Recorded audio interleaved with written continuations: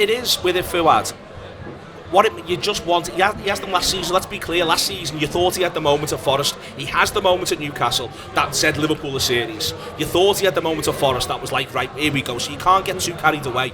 Other than just to enjoy getting carried away, it's such a fantastic moment in this season that has grabbed a fair few people by surprise, but I am all in now on exactly what this is, and everybody should be. 100%, and there's nobody better to get you carried away than him when he does that. It's mad, isn't because it, the what way he is? it's like you're saying, the way he celebrates as well. It puts you on another level. It puts you in the away end if you're not in the away end. It puts you on that pitch if you're not on that pitch. And I think we're all Chiesa today. We are totally changed the game, didn't he, Neil?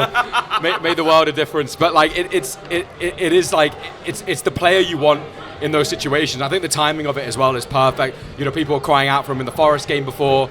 People were also, we were all kind of saying, look, Jota's injured. This is the time for him to step up, and there's no better way to step up. I mean, don't get me wrong, when he took that shot up before that from the edge of the box, killed the attack on his own. Honestly, all on his own. He made well, just picked the ball up.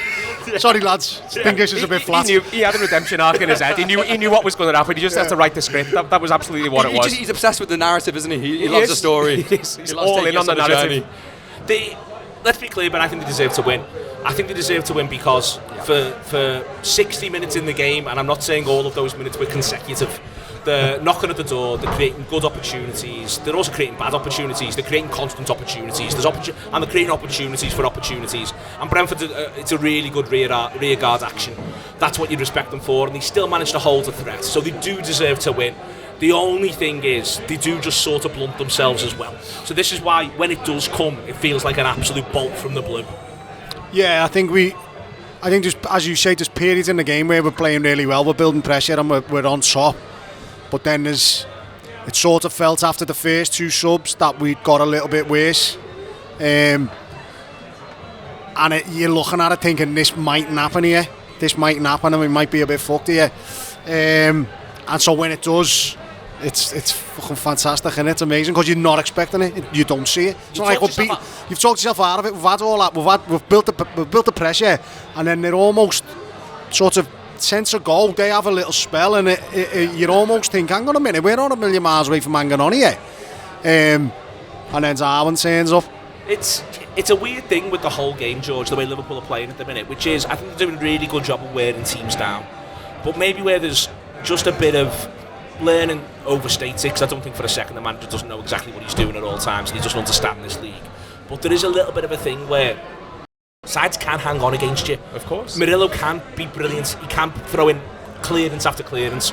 You know, you can have the rear guard action can work for the opposition. And the really weird thing about watching the match was, as I thought Brentford are tiring here, they weirdly got more dangerous. I was thinking they're tiring, but they looked really, they looked like they could have created on the break every single time. So that's why, again, it feels like maybe a bit more of a 50-50 game.